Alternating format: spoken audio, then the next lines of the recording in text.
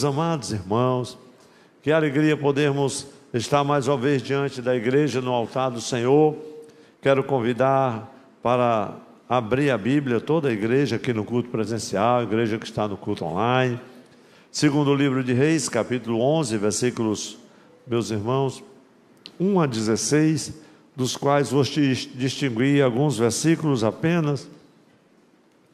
E é um texto que o Senhor tem trazido ao meu coração alguns dias atrás e ficou ali aguardando naquele óleo precioso um momento para compartilharmos com a igreja exatamente em um culto como esse, o culto do Ministério de Casais, em que a gente sempre tem uma mensagem que a temática aborda o matrimônio, aborda os filhos, né? E assim por diante. E isso tem sido muito precioso para toda a igreja do Senhor.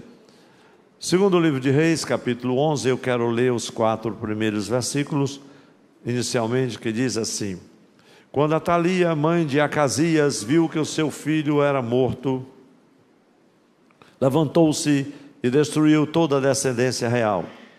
Mas Jeoseba, filha do rei Jorão e irmã de Acasias, raptou Joás,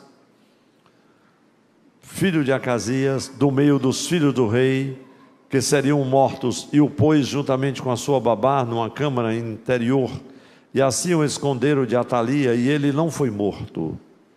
Joás esteve com ela escondido na casa do Senhor durante 6 anos. Atalia reinava no país.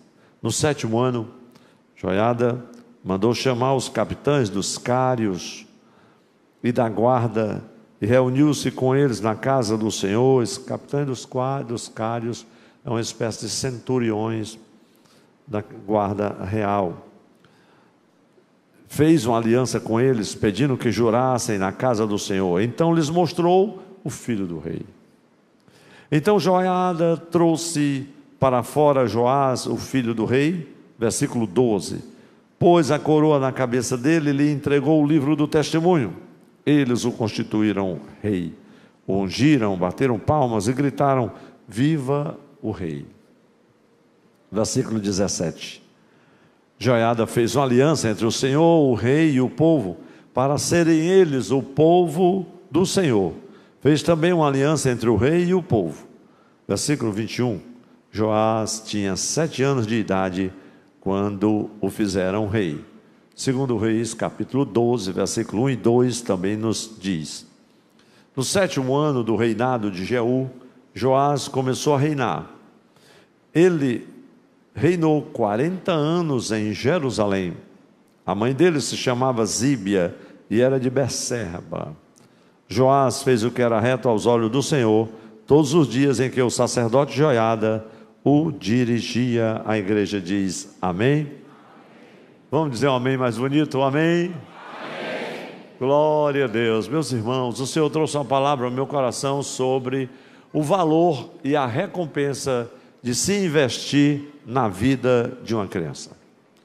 O valor e a recompensa de se investir na vida de uma criança. E o que me inspirou a esta mensagem e a estar absorvido com esta mensagem foi o fato desta semana da escola bíblica de férias com as nossas crianças. Ver todo o esforço das tias, o acompanhamento com as crianças, o que já é feito de forma recorrente na nossa escola bíblica dominical, mas na EBF, com uma temática toda especial nesse ano, na sede, nas congregações, e veio ao meu coração esse texto inspirativo para compartilhar com a igreja uma mensagem sobre o valor e a recompensa de se investir na vida de uma criança. Meus amados e queridos irmãos, eu acredito, não tenho dúvidas, que para a melhor compreensão de uma mensagem com este teor, digamos assim, dramático, emocional e impactante, como essa mensagem da vida desta criança que escapou milagrosamente da morte, e eu creio que por providência divina e também para preservação de um remanescente fiel na casa do Senhor e da linhagem de Davi, algo glorioso estava acontecendo ali nos bastidores do templo, na câmara interior do templo. Deus estava operando de uma maneira excepcional, enquanto no mundo exterior, ao redor, o despotismo imperava, a crueldade, a ilegalidade, a corrupção, e dias de trevas cobriam a nação de Israel, principalmente também, não só o reino de Israel, lá no norte, capital Samaria, mas como também Judá. O reino havia sido dividido depois da morte de Salomão.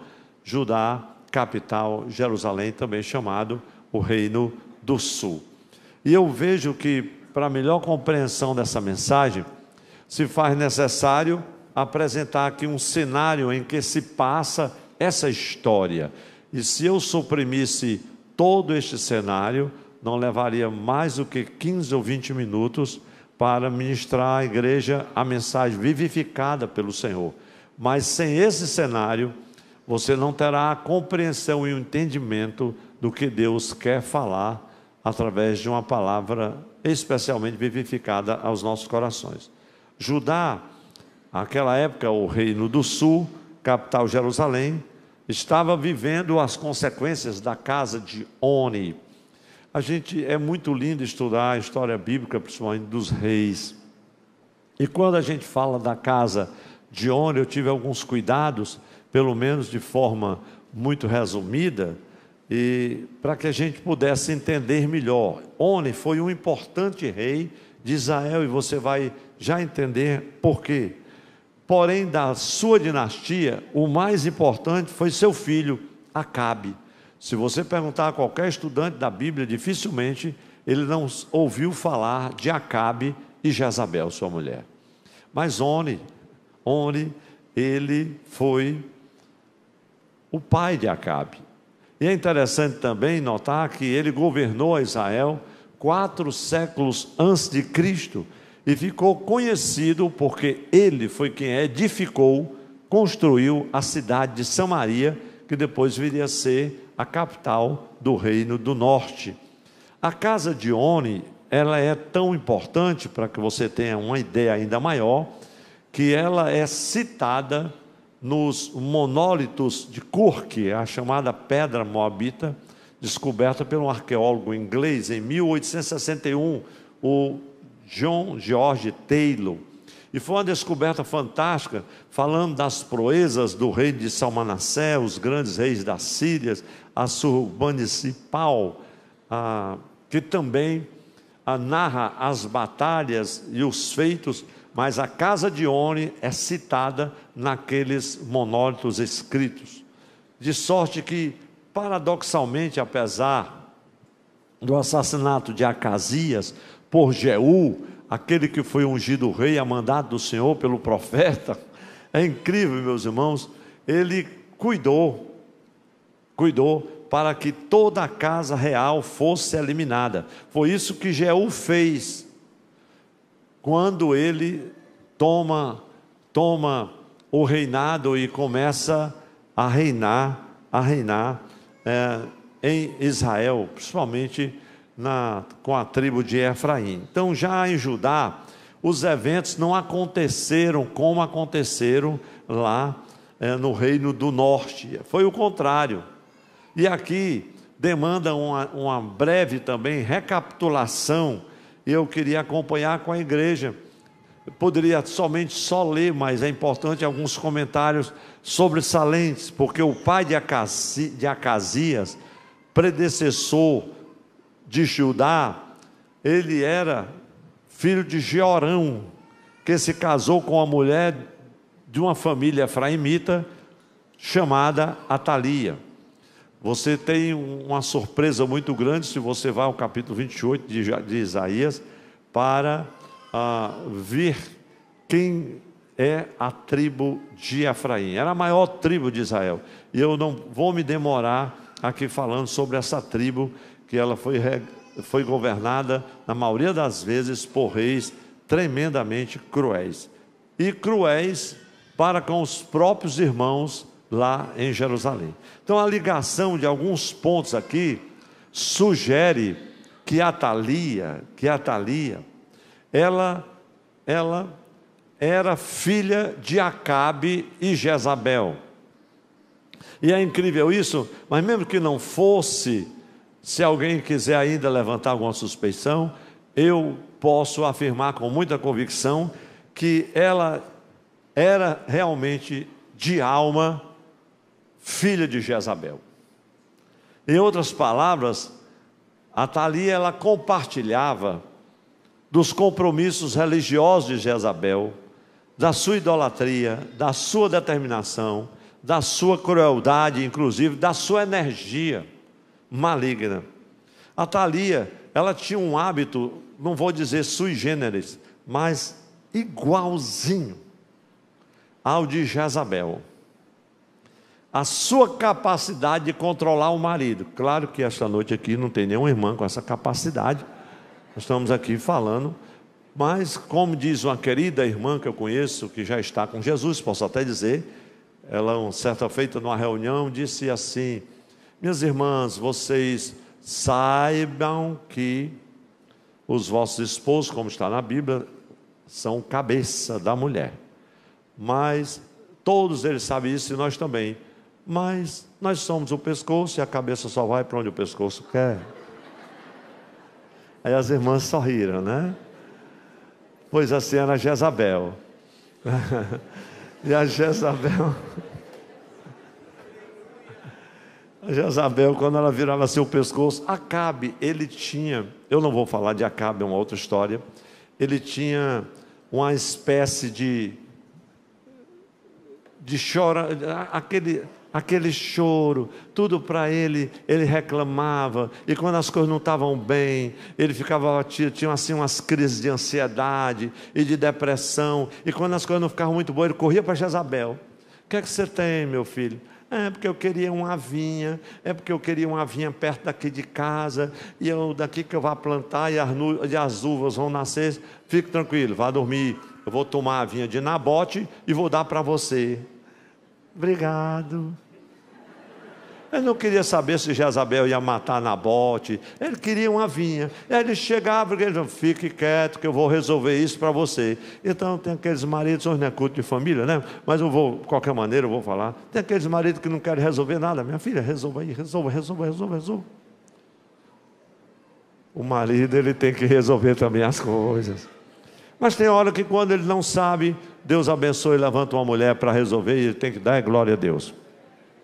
Mas aqui é outra coisa, vamos voltar aqui para o tema da mensagem, meus irmãos, porque embora as atitudes aqui em relação a Deus em Judá não saíram totalmente do controle, como saíram no Reino do Norte, lá em Efraim. Mas nós podemos dizer, meus irmãos, quando você lê esse relato, e eu li algumas vezes, e não pesquisei talvez tanto quanto deveria, porque eu sabia de antemão que o tempo não seria suficiente para tratar somente desse aspecto histórico da mensagem, porque a Atalia, ela estabeleceu lá em Judá, capital Jerusalém, um novo nível inferior. Você sabe que você estabeleceu um novo nível inferior de espiritualidade? O seu marido Jeorão morreu na meia-idade, e o seu filho Acasias assumiu o trono, mas quem mandava era ela. Ela era a rainha consorte, ela era uma espécie de rainha-mãe. O que era ruim ficou pior, porque Jeú, em uma perseguição, e era claro que ele tinha até uma profecia a respeito disso, ele persegue os filhos da família real também em Judá, e Acasias esconde-se em Samaria, mas ele o encontra e o leva para fora e ordena a sua morte. E ele ainda faz um favor, porque, e eu digo grande, porque ele permite que ele seja sepultado no túmulo de Josafá. Mas é uma outra história que a gente também omite aqui. Em suma, agora estava Atalia reinando, mas não tinha mais os seus filhos. E o que é que ela faz? Ela toma a mesma decisão que era muito comum na época. Então ela se levanta e diz: eu vou destruir todos os herdeiros da família real, para que eu não seja ameaçado e venha reinar sozinho. Ela seguia a fórmula que era muito consagrada naquele tempo. Jeú realmente conseguiu, mas lá em Judá as coisas não ocorreram como ela idealizou. Atalia, para você ter uma ideia, ela foi a única mulher que reinou em Jerusalém na época do tempo em que o primeiro templo foi erguido. Infelizmente para ela, aquele expurgo que ela preparou para a família real, aquela matança, não foi tão completo como ela imaginava, por um fato importantíssimo e que o Senhor me fez vir e notar. Uma das filhas do seu marido, Acasias, com outra esposa, garantiu que um dos netos de Atalia, ainda bebê, sobrevivesse. Ainda bebê, sobrevivesse. E essa mulher, evidentemente aqui, ela conspira com Joiada, o sumo sacerdote, para assegurar a sobrevivência do menino. Diz: pastor, mas uma mulher conspirando com o sumo sacerdote, tenha calma, que Jeozeba era esposa de Joiada. Mas, meus irmãos, eu bati cabeça até juntar todos os pontos. E aí foi que eu comecei a entender como aquele casal foi precioso para a história do povo de Israel. A vida de um casal que é fiel na casa de Deus faz toda a diferença na sociedade, sabe, meus irmãos? Então, havia também naquela época, evidentemente, uma tensão entre os dois grupos em Jerusalém. O grupo de Atalia e o grupo de Joiada, que sabia que havia um herdeiro, que ainda bebê tinha sido preservado.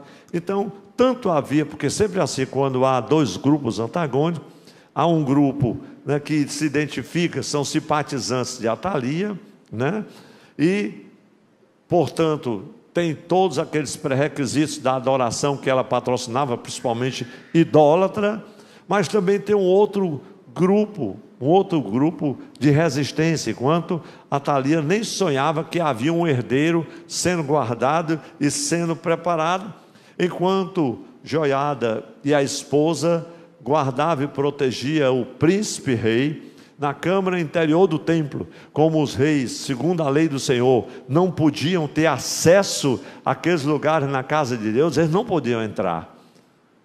Então ela reinava no país, em Jerusalém, e não tinha conhecimento. Eu fico imaginando o segredo que aquele casal guardava, e diz a Bíblia que foi por 6 anos. Tem casal que não guarda segredo, mas aquele guardou. Não teve nenhum amém aqui. Eu quero dizer para os irmãos que estão aí assistindo online, porque quando a gente fala isso não tem amém.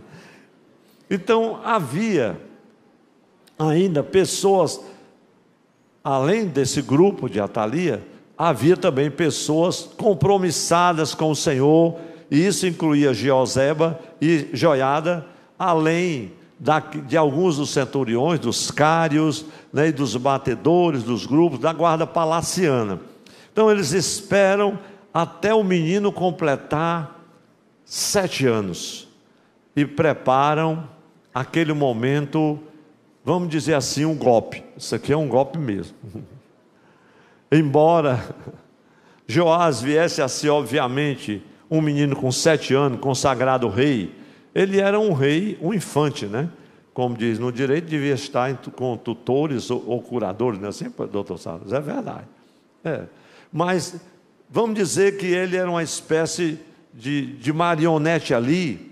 Até crescer, ele tinha uma aliança que foi levada adiante por Joiada, com Jeozeba, e ninguém tomou conhecimento. Então essa aliança de Deus com a linhagem de Davi, porque o Senhor disse que não faltaria sucessor na casa de Davi, e Deus estava cuidando disso. Então a aliança investe promessas e promessas que vão se cumprir, e ela também acaba impondo algumas expectativas. Então, nesse contexto sombrio, surge aqui Joiada, um sacerdote, que ele começa a servir ao Senhor, já no final do século IV, começo do V, e ficou conhecido com o seu papel crucial na derrubada de Atalia, a rainha usurpadora.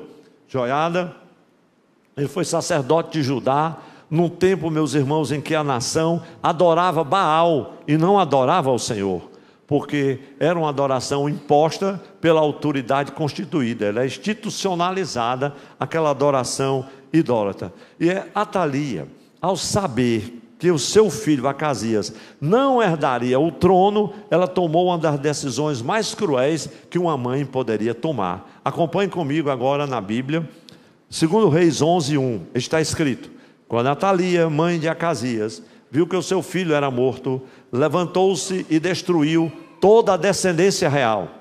Essa era uma prática muito comum. Mas diz o texto de 2 Reis 11:2, acompanhe-me, que uma mulher chamada Joseba, filha do rei Jorão, irmã de Acasias, raptou Joás, filho de Acas, do meio dos filhos dos reis que seriam mortos, e o pôs juntamente com a sua babá, na NAA, né, já dá o texto babá, numa câmara interior do templo. Assim o esconderam de Atalia e ele não foi morto. Acompanhe o versículo agora de 2 Crônicas, se você quiser, só para a título de informação, que capítulo 22, versículo 11 de 2 Crônicas, vai dizer que Jeozeba, ou Jeozabeate, era casada com o sumo sacerdote Joiada. Então era um casal que Deus tinha levantado para resguardar a linhagem da casa de Davi, no momento em que a ameaça se tornou terrível e uma criança foi arrebatada, foi escondida na casa do Senhor por 6 anos, porque um casal que servia ao Senhor e era fiel. Eu fico imaginando como eles conseguiram guardar este segredo. Guardar um segredo não é fácil, e por 6 anos, eu fico maravilhado com isso. Agora veja 2 Reis capítulo 11, versículo 3, que Joás esteve escondido na casa do Senhor durante 6 anos, e Atalia reinava no país. Joás, ele foi criado, meus irmãos, em segredo. Glória a Deus. Hoje a criação de filhos, ela é tão desafiadora, que os pais dessa época agora, não estão mais dispostos a gerá-los. No último censo do IBGE, o percentual foi de quase 20% na queda da natalidade infantil nesse país. Se nós já somos uma nação já envelhecida, se essa natalidade começar ainda a cair, continuar caindo, então logo logo os casais, eu acredito que é um pouco de egoísmo, um pouco de preocupação e uma série de coisas, não querem mais gerar e nem ter filhos, porque estão preocupados. Mas eu me lembro do meu pai, Carlos Tavares, que quando ele foi casar em 1954, disseram para ele: Tavares, não seja louco, você vai casar numa época dessa? É muito difícil. Olha o preço do leite, olha o preço disso, daquilo outro. Então, se em 1954 já era complicado, agora pode colocar a 15ª potência.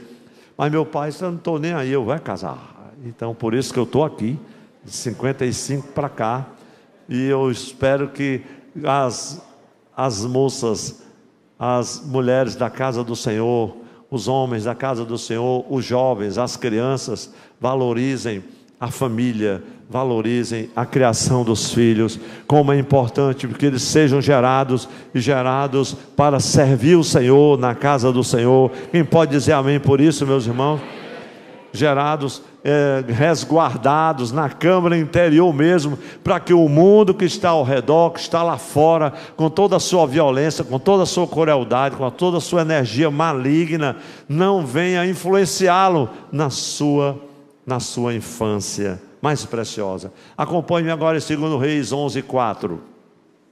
Está escrito: no 7º ano, então 6 anos guardado, quando o menino completa 7 anos, era um número muito especial. Joiada mandou chamar os capitães dos carros e da guarda e reuniu-se com ele aonde, meus irmãos? Reuniu-se com eles na casa do Senhor. E aí fez uma aliança com eles, pedindo que jurassem na casa do Senhor. Então lhes mostrou o filho do rei. Essa cena, ela deve ser emblemática, praça-se na nossa mente, no nosso coração. Se vocês achavam que não tinha mais ninguém, só restava a Thalia, mas olha aqui o filho do rei. Imagine todo o relato daquela história. Como é que a gente não sabia, Joás? É porque eu e Jeozeba resguardamos essa criança. E como é que a gente nunca soube? Pois é, Deus tinha seu plano e seu projeto, né? Quando Deus quer esconder, ninguém acha. Quantos creem que as nossas crianças precisam estar resguardadas, meus irmãos? Ver a nossa EBF hoje, essa câmara interior do templo, é ver tudo que nós vemos aqui, é resguardar os nossos filhos, as nossas crianças, e é saber que alguns pais têm dificuldade de escrever, têm dificuldade de vir, têm dificuldade de participar, têm dificuldade de vir numa reunião de pais. Meu irmão, não brinque com isso, não vacile com isso, porque isso pode custar muito caro. A igreja é uma grande parceira. A responsabilidade da educação é toda sua, mas a igreja dá aquele suporte, glória a Deus, dá aquela mão amiga e abençoa, meus irmãos, as famílias, trazendo orientação, esse tempo tão precioso de ensino, de educação para as crianças também. Agora, se você ainda está com a sua Bíblia, então houve uma aliança e foi feito um pedido por Joiada: olha, vocês vão jurar aqui perante a casa do Senhor, né? Depois vocês estão vendo o filho do rei. Agora veja 2 Reis 11:12. Então Joiada trouxe para fora Joás, o filho do rei, pôs a coroa na cabeça dele. Observe esses detalhes: pôs a coroa na cabeça dele e lhe entregou o livro do testemunho, que é o livro da lei do Senhor. Eles o constituíram o rei, o ungiram, bateram palmas e gritaram: viva o rei! Eu fico pensando naquele menino, como é que ele estava. Fico maravilhado com o fato de que o sacerdote, porque isso é coisa de sacerdote, se eu estivesse pregando essa mensagem para a liderança, ela tem um viés glorioso, porque aqui nós temos o sacerdote, que ele conhece os segredos que estão guardados na casa do Senhor, porque a casa do Senhor tem também os seus segredos, os seus mistérios, e ele espera, glória a Deus, 7 anos. Agora, você está com a Bíblia aberta, você podia me acompanhar, ou eu apenas cito 2 Reis 11, versículos 4 a 12, eu não vou relatar, mas você tem na Bíblia o relato, todo o plano de ação de Joiada, para que a rainha consorte, a Atalia, ela fosse deposta. Veja como ele é guiado por Deus, eu não tenho dúvidas. E ele elabora uma estratégia para apresentar o futuro rei. Antes dele apresentar, no capítulo 12, aqui está o rei. Há toda uma estratégia. Eu destaco aqui 3 aspectos importantes dessa apresentação.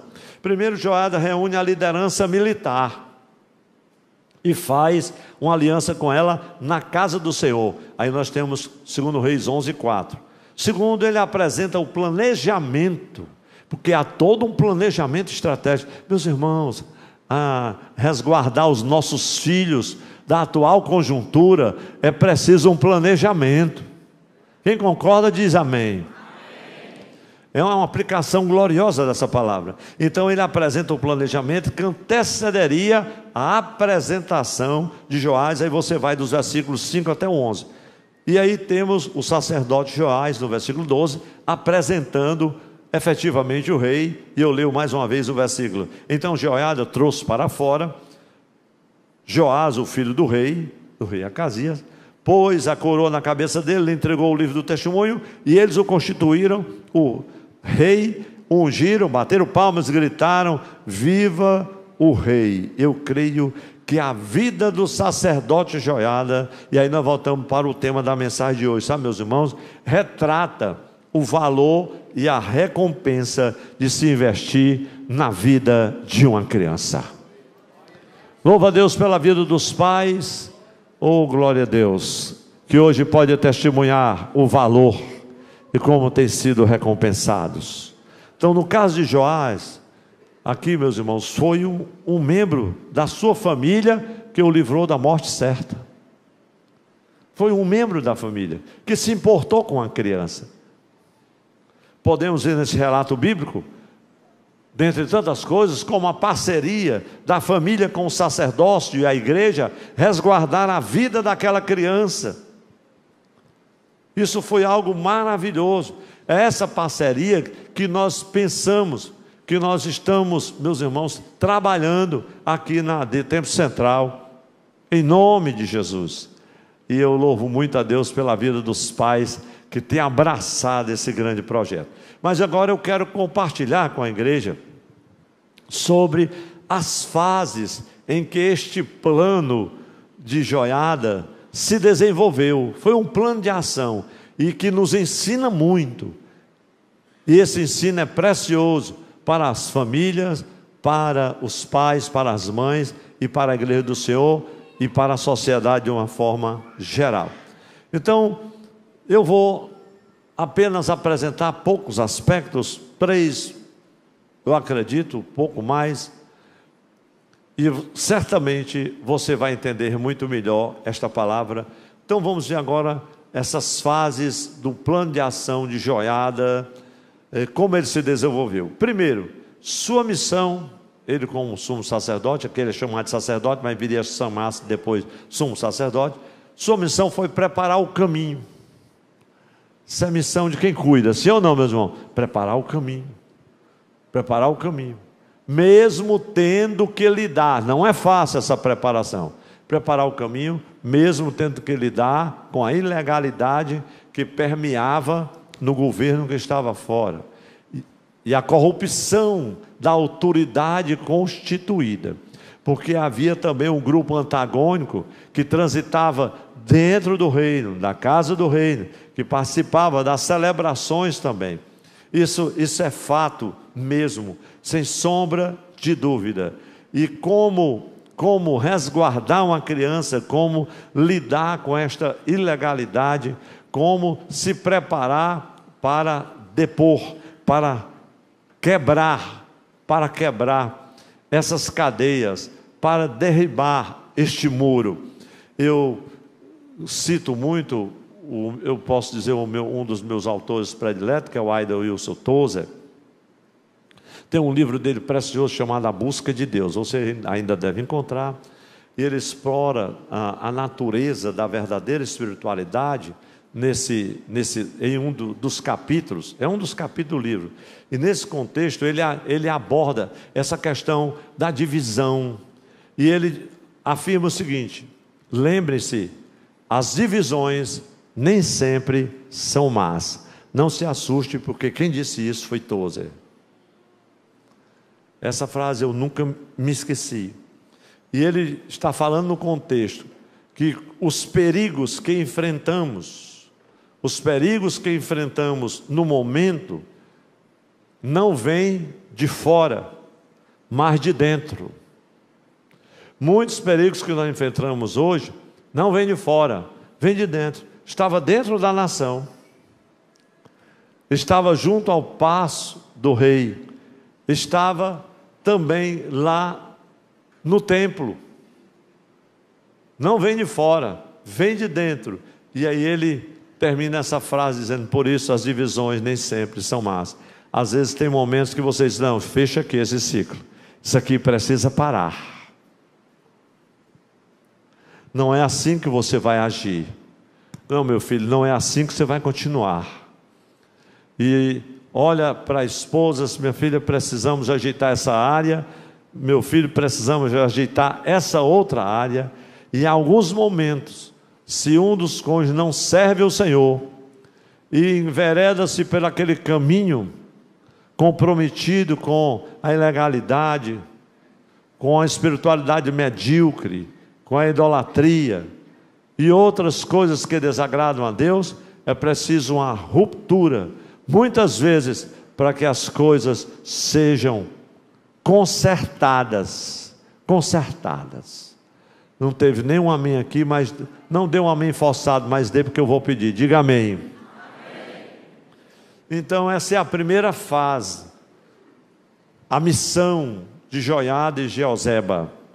Preparar o caminho, ter que lidar com tudo isso.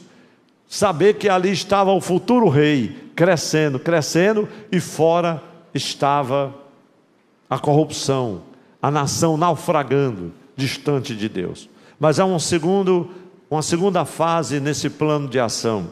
A missão de restaurar a aliança com o Senhor. Havia uma missão de restaurar a aliança com o Senhor que havia sido quebrada. E aqui nós estamos em 2 Reis 11 e 17, acompanhe comigo. Joiada fez uma aliança. Agora observe a aliança. É uma aliança dupla. Primeiro, uma aliança entre o Senhor, o rei e o povo. Como assim? Para serem o povo do Senhor. E aí fez também uma aliança, veja que a aliança é dupla, entre o rei e o povo. Então a gente pode ver no versículo 17, meus irmãos, que duas alianças foram feitas. Aqui a primeira entre o Senhor, o rei e o povo. Quando a gente pensa um pouco sobre a questão da aliança, etimologicamente falando, essa palavra aliança, ela inclui uma ideia de pessoas se unindo para concordar sobre algo. A igreja concorda? Diz amém. As pessoas estão entrando em aliança. Então a aliança é um acordo, mas o acordo diz respeito não apenas a fatos, mas a maneira como as pessoas se comprometem para viverem juntas. E não somente juntas, mas unidas, né? Então no relato dessa dupla aliança, Joiada, o sacerdote, sabia que Joás precisava manter o compromisso de ser um homem segundo o coração de Deus, como foi Davi. Então uma aliança era necessária. Agora observe comigo 2 Reis, versículo 12, capítulo 11. Vejamos os procedimentos que autenticaram esta aliança. Pastor, mas isso tudo é necessário? Eu acredito que sim. Então Joiada trouxe para fora o filho do rei, pôs a coroa na cabeça dele, ele entregou o livro do testemunho.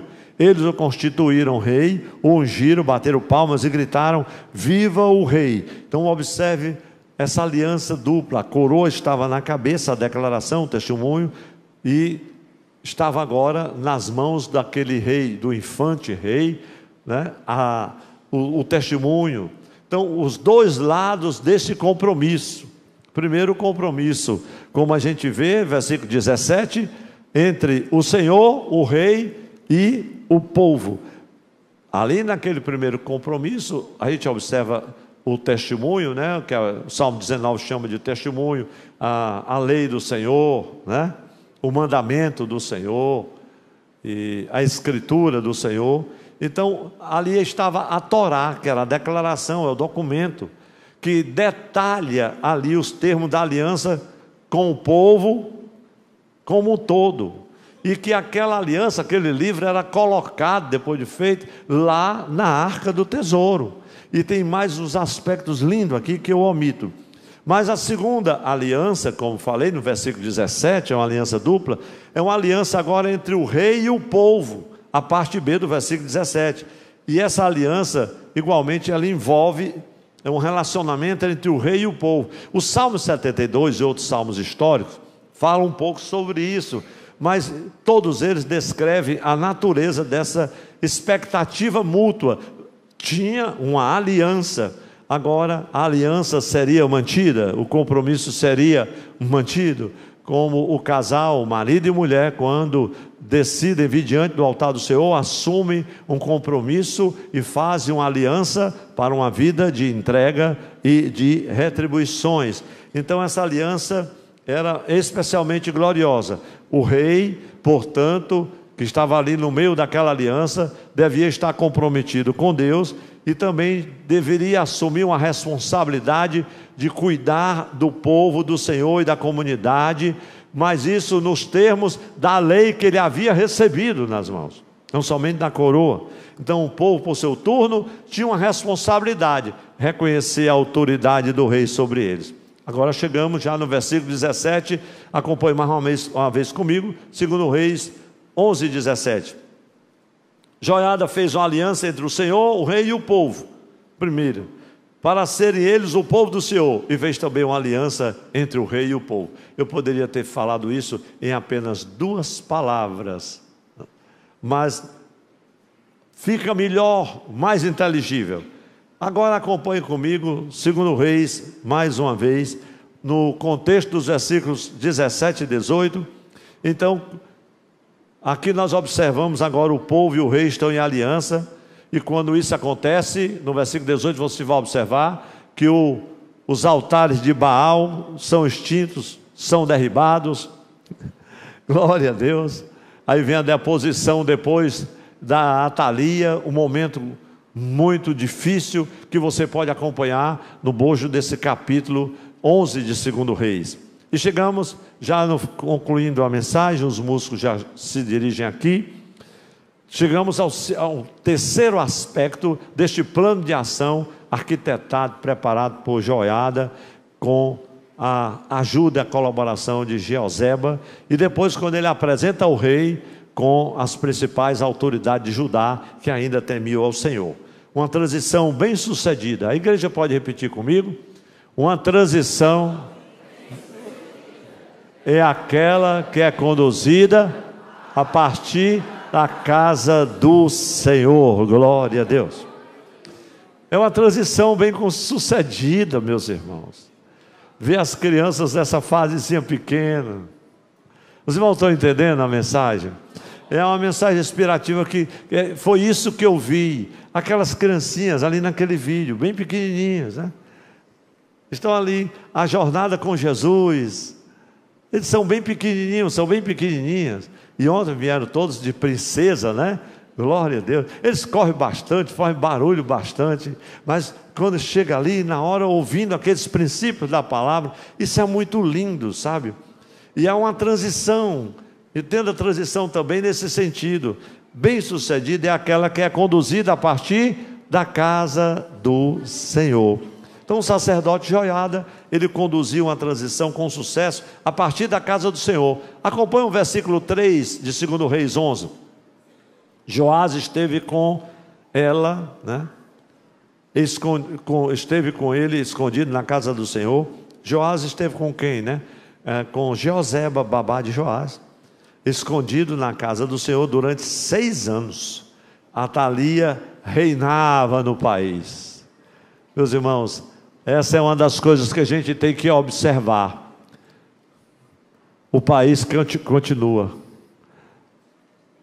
Pornografia reina, a violência reina, as ameaças reina, a violência também, a delinquência juvenil, os abusos, tantas coisas que as crianças hoje são submetidas. É o bullying, é tanta da coisa, é tanta da palavra que as pessoas inventam todo dia. As crianças são alvos dessas redes malignas, né?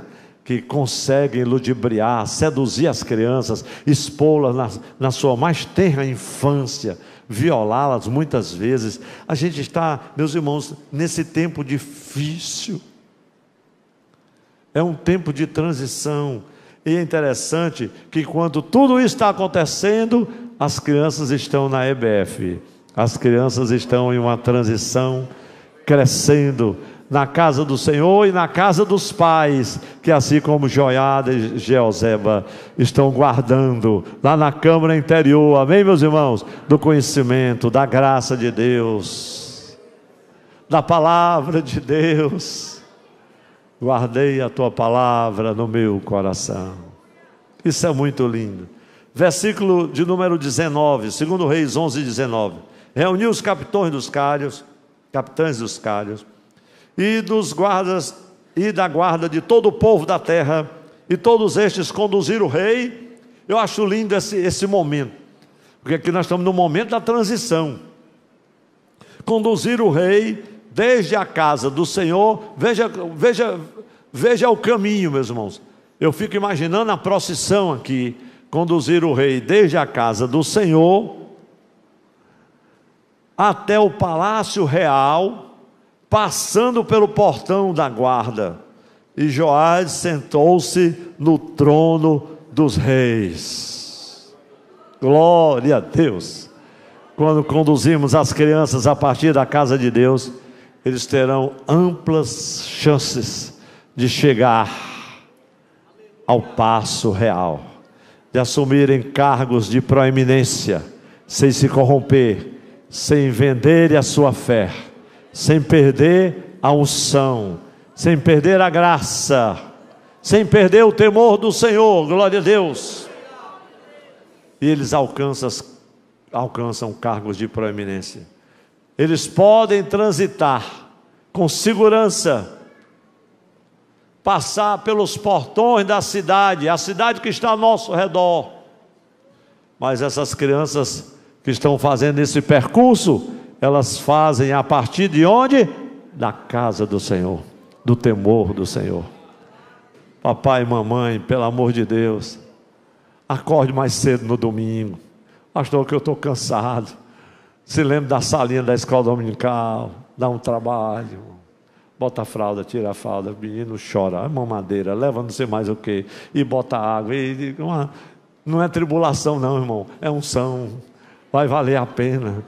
Quando chegar com 10, 12 anos, aí vai ficar complicado, você não vai mais conseguir. A hora é agora, em que eles começam a amar a casa do Senhor, e você vai vir nessa mensagem, poderão transitar na cidade. E aqui chegamos à quarta e última fase. Os irmãos aguentam o restante da mensagem? Eu quero dizer que nós estamos com 35 minutos de mensagem. Não morreu ninguém, e nós estamos falando a palavra de Deus, e o povo está recebendo, os meus irmãos também na rádio. Quarta fase do plano de ação de Joiada. Veja como ele se desenvolveu, porque esse plano não era só de Joiada, era também de Jeoseba, sua mulher. Eu admiro esse casal demais na Bíblia. Quarta fase, vamos dizer todos juntos, bem bonito, 1, 2, 3.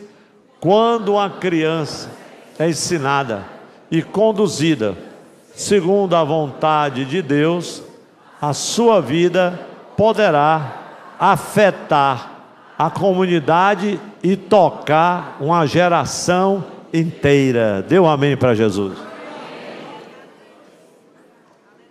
Pastor, e tem isso na Bíblia? Acompanhe comigo. 2 Reis 11, 20. Todo o povo da terra, o rei estava lá, fez aquele percurso. Pastor William passou pelos portões, o palácio real foi até lá. Mas ele saiu de onde? Lá da recâmara interior do templo. Agora estava chegando no palácio. As crianças hoje não têm mais o privilégio de chegar no palácio, porque elas não estão conseguindo o privilégio nem de sair do ventre materno. O ventre é violado, elas já são despedaçadas, jogadas num balde. Os abortos, meu Deus. E para se fazer isso hoje em dia, não se consulta sentimentos nem emoções, simplesmente se viola, se mata. Quantos mestres na palavra, quantos médicos famosos, quantos cientistas, quantos especialistas, quantos doutores das mais especializadas técnicas poderiam estar vivos, mas foram exatamente aqueles que foram destruídos. Mas ainda tem pais que esconde os seus filhos na câmara interior do templo, que afinal de contas cada um de nós é templo e morada do Espírito Santo. Todo o povo da terra se alegrou, olha que coisa linda, e a cidade ficou tranquila, depois que mataram Atalia a espada junto ao palácio real. Joás tinha 7 anos de idade quando o fizeram rei. Agora chegamos ao capítulo 12, versículo 1. Está escrito: no 7º ano do reinado de Jeú, Joás começou a reinar. Ele reinou 40 anos em Jerusalém. A mãe dele se chamava Zíbia e era de Berseba. Segundo Reis 12:2, acompanhe-me. Joás fez, toda a igreja, Joás fez o que era reto aos olhos do Senhor, todos os dias em que o sacerdote Joiada, eu gosto de fazer uma conexão desse texto com 1 Samuel 12, todos os dias em que Samuel viveu, os filisteus, os amorreus, não voltaram aos termos de Israel. Enquanto Samuel estava vivo, nenhum dos inimigos veio. Enquanto houver temor, enquanto houver direção, como eu costumo dizer, santa e sábia, os inimigos não terão chances para destruir as famílias, para destruir os nossos filhos, para oprimi-los, para seduzi-los, porque você está firme. Pais e mães, levantemos nossas mãos como igreja do Senhor. Continue firmes, firmes em nome de Jesus. Reinou. Veja que coisa linda. Ele fez o que era reto aos olhos do Senhor, todos os dias em que o sacerdote Joiada o dirigia. E a gente pode ver claramente aqui, meus irmãos, que Joás foi alvo de um ministério de ensino que era confiado a pessoas fiéis. Agradeça a Deus todo dia, porque você pode chegar em um culto como o domingo e agradecer ao Senhor por saber que não somente na sua casa, mas na casa do Senhor há um ministério que é confiado a pessoas fiéis.